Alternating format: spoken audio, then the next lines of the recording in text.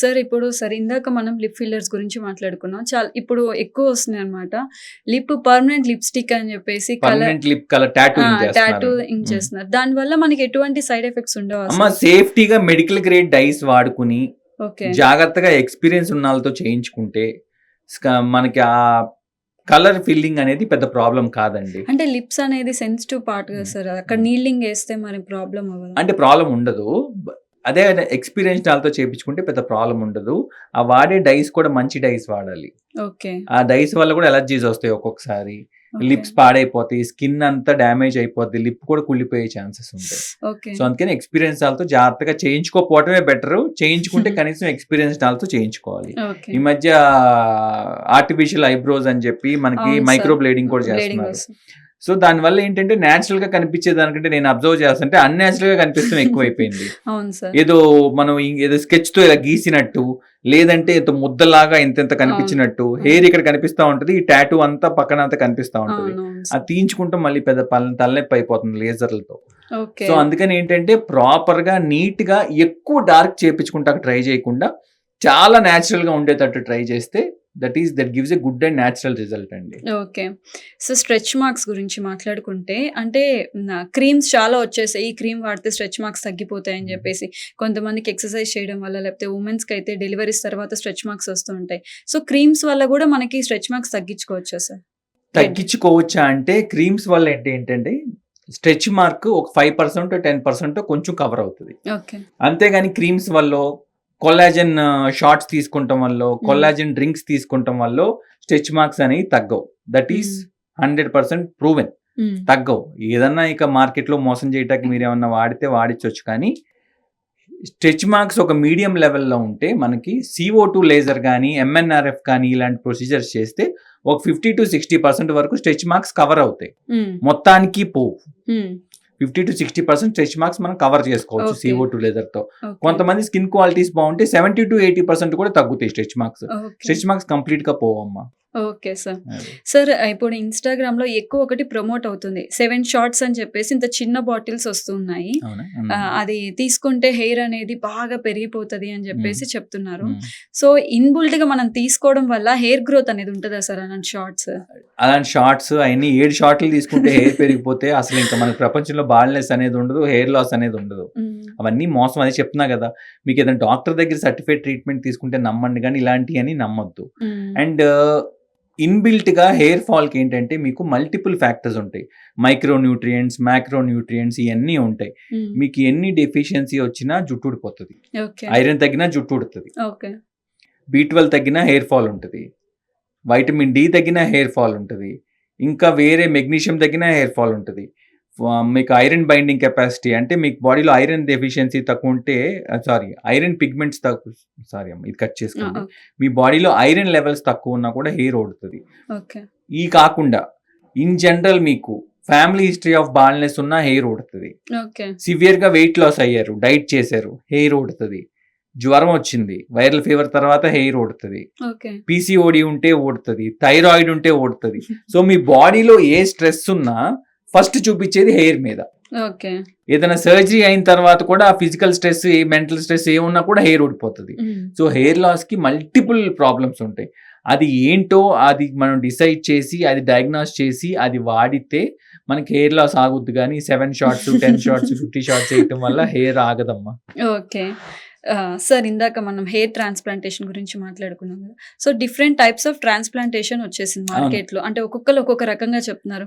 కొంతమంది ఏంటంటే ఏదో ప్యాచ్ మీద ఆల్రెడీ హెయిర్ ఉంటుంది, మన హెయిర్ ని క్లీన్ చేసేసి దాన్ని పెట్టేయడము, అతికిచ్చేయడం చేసేస్తున్నారు. మళ్ళీ తీసుకొని మళ్ళీ పెట్టుకుంటారు. విగ్ కూడా కాదు సార్, అంటే ఇట్లా ఇక్కడ ఈ ప్లేస్ లో అది తీసేసి, అవునా, అది ఏం చేస్తున్నారంటే ఈ ప్లేస్ లో షేవ్ చేసేసి ఇలా ఒక గమ్ లాంటి దాన్ని అదికి ఇలా పెట్టేస్తారు. అది కొంచెం లేటెస్ట్ విగ్స్ అంటే అవి రోజు తీయక్కర్లా, రోజు మార్చుకోక్కర్లేదు. మళ్ళీ వెళ్ళి ఒక 10 days కో 15 days కో 1 month కో అట్లా వెళ్ళి దాన్ని క్లీన్ చేయించుకుని మళ్ళీ పెట్టించుకుంటా ఉంటారు. ఇవన్నిటి వల్ల ఏంటంటే మీకు స్కాల్ప్ గాలాడక అక్కడ స్కాల్ప్ అంతా డాండ్రఫ్ వచ్చేయటం, లేదంటే అలర్జిక్ ర్యాష్ రావటం, చిన్న పస్ట్యూల్స్ లాగా ఫామ్ అయిపోవటం, ఇరిటేషన్ రావటం, ఇట్లాంటి ప్రాబ్లమ్స్ అన్ని అవుతున్నాయి. ఈ గాలాడకపోవటం వల్ల ఆ పక్కన ఎంతో కొద్ది గొప్ప మనకున్న హెయిర్ కూడా పోతుంది. సో ఇవన్నీ టెంపరీ మీన్స్. ఎవరికైతే హెయిర్ ట్రాన్స్ప్లాంట్ చేయడానికి హెయిర్ అవైలబుల్ లేదో, ఎవరికైతే హెయిర్ ట్రాన్స్ప్లాంట్ ఇష్టం లేదో అలాంటి వాళ్ళు వాడొచ్చు కనమ్మా. హెయిర్ ట్రాన్స్ప్లాంటేషన్ ఎప్పుడు బెస్ట్ రిజల్ట్. ఇదివరకు ఏంటంటే ఈ మొత్తం అంతా పోయింది, వెనకాల ఒక్కటే హెయిర్ ఉంది, సో మా హెయిర్ ట్రాన్స్ప్లాంటేషన్ సరిపోదు గ్రాఫ్ట్స్ కి అనుకునేవాళ్ళు. ఇప్పుడు బియర్డ్ నుంచి తీస్తున్నాము, చెస్ట్ హెయిర్ వాడుతున్నాము. సో వీ హ్యావ్ ఆప్షన్స్ చేయించుకోవాలనుకునే వాళ్ళు. సో యాక్చువల్ ప్రాసెస్ ఎలా ఉంటుంది సార్? హెయిర్ ట్రాన్స్ప్లాంటేషన్ లో లోకల్ అనస్థీషియాలో చేస్తాం. లోకల్ అనస్థీషియా అంటే పేషెంట్ మొత్తం మత్తిచ్చేసాం, జస్ట్ ఈ ఒక్క చోట మత్తిస్తాం, ఈ ఒక్క చోట మత్తిస్తాము, వెనకాల నుంచి హెయిర్ తీసి ముందు పెట్టేస్తాం. This is actual hair transplantation. Hair transplantation లో డిఫరెంట్ టెక్నిక్స్ ఉంటాయి. ఒకళ్ళేమో స్ట్రిప్ హార్వెస్ట్ చేస్తారు, అంటే చిన్న స్ట్రిప్ మొత్తాన్ని తీసి దాన్ని చిన్న చిన్నగా హెయిర్ ఫాలికల్స్ కింద డివైడ్ చేసి ఆ స్ట్రిప్ క్లోజ్ చేస్తారు. ఇది పాత రోజుల్లో వాడేవాళ్ళం, FUT టెక్నిక్ అంటాం. దానికి ఇక్కడి నుంచి ఇక్కడ దాకా పెద్ద స్కార్ ఉంటుంది. ఎవరన్నా రేపు పొద్దున మీరు గుండు చేయించుకున్నా, మిలిటరీ కట్ లాగా చేయించుకున్నా, జీరో కట్ చేయించుకున్నా కనిపించేస్తా ఉంటుంది. ఇప్పుడు మెయిన్ లేటెస్ట్ గా ఫాలో అయ్యేది FUE టెక్నిక్. అంటే ఏంటంటే ఒక్కొక్క హెయిర్ ని తీసి ముందు పెడతాం అనమాట. దీనికి ఏంటంటే ఒక 10 days 15 days తర్వాత వెనకాల నుంచి హెయిర్ తీసినట్టు కూడా కనిపించదు, ముందు మనం పెట్టిన హెయిర్ బతుకుతుంది. సో మనం వాడే టెక్నిక్ ఏంటంటే FUE టెక్నిక్. అందరూ నేను కాదు, ఇప్పుడు లేటెస్ట్ గా అందరూ ఎక్స్పీరియన్స్డ్ వాళ్ళు, లేటెస్ట్ సర్జన్స్ అందరూ వాడేది FUE టెక్నిక్. మీరు ఇండియాలో అయినా అదే, టర్కీలో అయినా అదే, US వెళ్ళినా అదే టెక్నిక్ ఫాలో అయ్యేది. ఇది ప్రాసెస్ టైం ఎంత పడుతుంది సార్ ఒక పేషెంట్? అమ్మ ఎక్స్పీరియన్స్డ్ సర్జన్ చేస్తే 6 to 7 hours లో అయిపోతుంది. ఒక 5000 గ్రాఫ్ట్స్ 6000 గ్రాఫ్ట్స్ దాకా 6 to 7 hours లో అయిపోతుంది. కొంతమంది పొద్దున మొదలు పెట్టి నైట్ దాకా చేసేవాళ్ళు ఉంటారు. అంటే మీరు అనొచ్చు ఏముందండి నిదానంగా చేస్తే తప్పేంటి అనొచ్చు మీరు. ఇప్పుడు ఈ హెయిర్ అంతా పేషెంట్ ని బోర్లో పడుకోబెట్టి హెయిర్ అంతా తీస్తాం కదమ్మా, తీసి బయట పెడతామా అంటే మనం దాని బ్లడ్ సప్లై నుంచి తీసేసాం కదా బయటికి. That is equal to dead body, అంతే కదా. ఇన్ని గంటల్లో డెడ్ బాడీ కుళ్ళిపోవడం స్టార్ట్ అవుతుంది, స్మెల్ రావడం, 5 to 6 hours లో డ్యామేజ్ అయిపోవడం స్టార్ట్ అయిపోద్ది. ఇది కూడా అంతే కదా. సో మన హెయిర్ తీసిన తర్వాత ఎంత తొందరగా మనం ఇంప్లాంట్ చేస్తున్నాం అనే దాన్ని బట్టి రిజల్ట్ డిపెండ్ అయి ఉంటుంది. Next depend on the angulation. మన ఇండియన్స్ ఏం చేస్తాం, రైట్ హ్యాండ్ తో లెఫ్ట్ నుంచి రైట్ కి ఇలా కోమ్ చేస్తాం, అంతేనా ఇన్ జనరల్. కొంతమంది లెఫ్ట్ నుంచి రైట్ కి చేసుకుంటారు.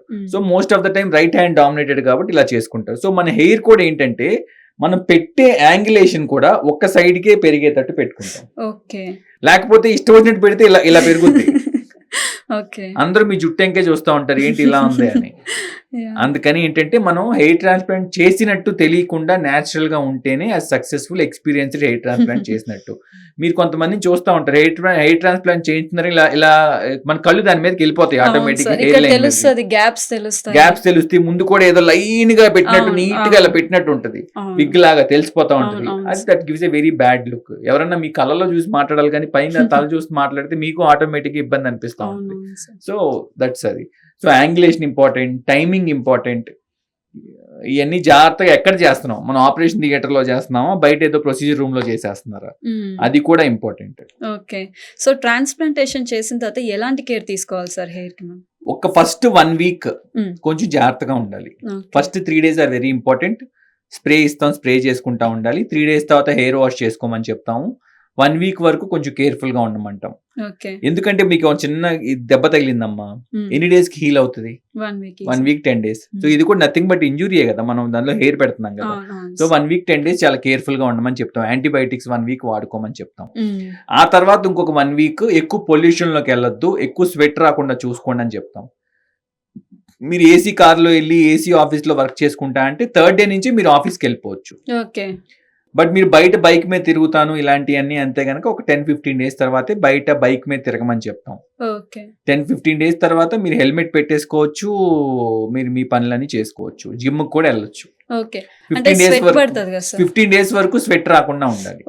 15 days తర్వాత స్వెట్ వచ్చే యాక్టివిటీస్ మీరు క్రికెట్ ఆడుకోవచ్చు, మీరు జిమ్ కి వెళ్ళొచ్చు, ఆఫీస్ కి వెళ్ళొచ్చు, బైక్ మీద తిరగచ్చు. అంటే ఫుడ్ కంట్రోల్ ఏమైనా ఉంటుందా సార్? హై ప్రోటీన్ డైట్ తీసుకోమంటామండి అంతే. నెక్స్ట్ వే ప్రోటీన్ ఒకటి అవాయిడ్ చేయమంటాం. వే ప్రోటీన్ తీసుకుంటే ఏంటంటే హెయిర్ లాస్ అయ్యే ఛాన్సెస్ ఉన్నాయి. సో వే ప్రోటీన్ అవాయిడ్ చేయమని చెప్తాము.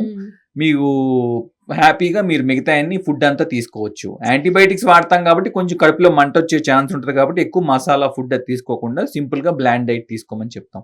పప్పు తీసుకోవచ్చు, సాంబార్ తీసుకోవచ్చు, ఫిష్ తినొచ్చు, చికెన్ తినొచ్చు. పప్పు తింటే చీమ్ పడుతుంది అనేది ఓల్డ్ కాన్సెప్ట్, అదేం లేదమ్మా. ఓకే. సార్ ఇందాక మనం సన్ స్క్రీన్ గురించి మాట్లాడుకున్నాం. సో మార్కెట్‌లో మనకి different types of sunscreens available ఉన్నాయి. 30 అని, 50 అని, 180 అని చెప్పేసి.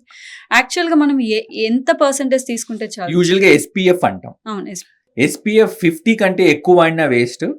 ఎస్‌పీఎఫ్ 50 కంటే తక్కువ వాడినా మనకు ఉపయోగపడదు. ఓకే. సో ఎస్‌పీఎఫ్ 50 ప్లస్ ఉన్న సన్ స్క్రీన్స్ దాని మీద కింద యూవీఏ ప్లస్, యూవీబీ ప్లస్ అని ఉంటాయి.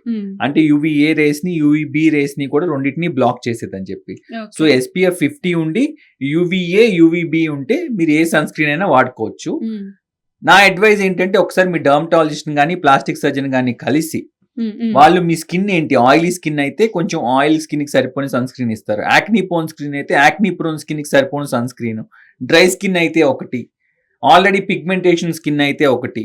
సో అది చూసి చెప్తారండి. అది చూసి చెప్పిన తర్వాత అలాంటివి వాడితే మీరు బెటర్. అంతేగాని మీరు ఏదో మన యాడ్ లో చూసాము, ఏదో హీరోయిన్ సజెస్ట్ చేశారు, ఇన్స్టాగ్రామ్ లో సజెషన్ వచ్చింది అని అలాంటి కొనుక్కోపోవటం నా అడ్వైస్ బెటర్ అని. ఓకే. అంటే చాలా మంది కాస్మెటాలజిస్ట్ అంటే వాళ్ళ ఇన్‌స్టాగ్రామ్ ప్లాట్‌ఫామ్‌లో గూడా చెప్తూ ఉంటారు. ఇంట్లో గూడా మనం సన్ స్క్రీన్ పెట్టుకోవాలి అని చెప్పేసి. సో ఇంట్లో ఎందుకు పెట్టుకోవాల్సి, అంటే సన్ రైజ్ అయితే ఉండవు గదా మనకి ఇంట్లో. అమ్మ అంటే మనకి విండోస్ లో నుంచి మీకు సన్‌లైట్ వస్తదా ఇంట్లోకి? వస్తది. సన్‌లైట్ వచ్చిందంటే సన్ రైజ్ వచ్చినట్టే కదా. డైరెక్ట్ గా ఎక్కువ డ్యామేజ్ అవ్వకపోయినా ఎంతో కొంత డ్యామేజ్ అవుతుంది. మీకు లైట్స్ లో నుంచి డ్యామేజ్ అవుతుంది, మన ల్యాప్టాప్ స్క్రీన్ లో నుంచి, సిస్టమ్ స్క్రీన్ లో కూడా మన స్కిన్ ఎంతో కొంత డ్యామేజ్ అవుతుంది. సో సన్ స్క్రీన్ పెట్టుకుని చేసుకుంటాం better. Okay. Sir lip pigmentation రావడానికి మెయిన్ రీజన్ ఏమైంటది సార్? కొంతమందికి జెనెటిక్స్ అండి. జెనెటికల్ గానే లిప్ పిగ్మెంటేషన్ వస్తుంది. కొంతమంది ఏంటంటే లిప్ డ్యామేజ్ అవటం వల్ల, ఏదైనా ర్యాష్ రావటం వల్ల, వైటమిన్ B12 డెఫిషియన్సీ రావటం వల్ల, అలాంటి వల్ల కూడా లిప్ కొంచెం పిగ్మెంటేషన్ రావచ్చు. ఎక్కువ స్మోక్ చేయటం వల్ల కూడా లిప్ పిగ్మెంటేషన్ రావచ్చు. తక్కువ రేటు సన్ స్క్రీన్, మన లిప్స్టిక్స్ ఇలాంటివన్నీ వాడి అక్కడ కాంటాక్ట్ డర్మటైటిస్ లాగా వచ్చి కూడా రావచ్చు. So these may be the sources of lip pigmentation. Okay. So చాలా ప్రమోషన్స్ కూడా చూస్తున్నాం. లిప్ పిగ్మెంటేషన్‌కి స్క్రబ్ యూజ్ చేస్తే తగ్గిపోతుంది, లేకపోతే ఈ లిప్ బామ్ యూజ్ చేస్తే తగ్గిపోతుందని. సో స్క్రబ్ వల్ల మనకి పిగ్మెంటేషన్ తగ్గే ఛాన్సెస్ అంటే మీకు లేయర్స్ అండి. మీకు పైనే ఉంటే ఇలాంటి చెప్పేయన్ని ట్రై చేస్తే తగ్గొచ్చేమో గానీ, డీప్ లేయర్స్ లో పిగ్మెంటేషన్ ఉంటే లిప్ పీల్ చేసుకుంటే గానీ పిగ్మెంటేషన్ తగ్గదు. ఓకే. అంటే పీల్ అంటే ఎన్ని సెక్షన్స్ పడతాయి సార్? మల్టిపుల్ సెషన్ మీ పిగ్మెంటేషన్ బట్టి. లైట్ గా పిగ్మెంటేషన్ ఉంటే 2-3 సెషన్స్ లో లైటెన్ అవుతుంది. ఎక్కువ పిగ్మెంటేషన్ ఉంటే 4-5 సిట్టింగ్స్ పట్టొచ్చు. ఓకే. సో సార్ ఇప్పుడు మైక్రో బ్లేడింగ్ రోల్ అని చెప్పేసి ఒకటి వస్తుంది సార్. అంటే డర్మాబ్రేషన్ రోల్ అని చెప్పేసి. సో దాన్ని దాంతో ఇలా అప్లై చేసి గట్టిగా చేస్తే మీ జుట్టు వచ్చేస్తుంది, హెయిర్ వస్తుంది, లేకపోతే ఫేస్ కి చేస్తే బ్లడ్ సర్క్యులేషన్ బాగుండి ఫేస్ గ్లో వస్తుంది అని చెప్పి, అది నిజమేనా సార్? అంటే మీకు ఫేస్ ని ఇంజూర్ చేస్తున్నారు మీరు. ఇంజూర్ చేయటం వల్ల ఏంటంటే కొత్త టిష్యూ ఫామ్ అవుతుంది. ఫామ్ అవటం వల్ల మీకు కొంచెం అనిపిస్తుంది. కానీ ఇలాంటివన్నీ ఏమవుతాయి అంటే చేయటం వల్ల స్కార్ టిష్యూ ఎక్కువ పెరిగిపోతా ఉంటది, స్కిన్ డ్యామేజ్ అయిపోతా ఉంటది. ఏదన్నా డాక్టర్ చేయాలి కానీ మనం ఇంట్లో చేసుకుంటే కరెక్ట్ కాదు మరి. Okay. And final question sir, అంటే ఇప్పుడు పింపుల్స్ వస్తే పింపుల్ ప్యాచెస్ పెడుతూ ఉన్నారు. సో పింపుల్ ప్యాచెస్ మనం పెట్టొచ్చా సార్? సాలిసిలిక్ యాసిడ్ ప్యాచెస్, అలాంటి హైడ్రోకోలాయిడ్ ప్యాచెస్ ఉంటాయి, అలాంటి పెట్టుకోవటం వల్ల హెల్ప్ అవుతుంది.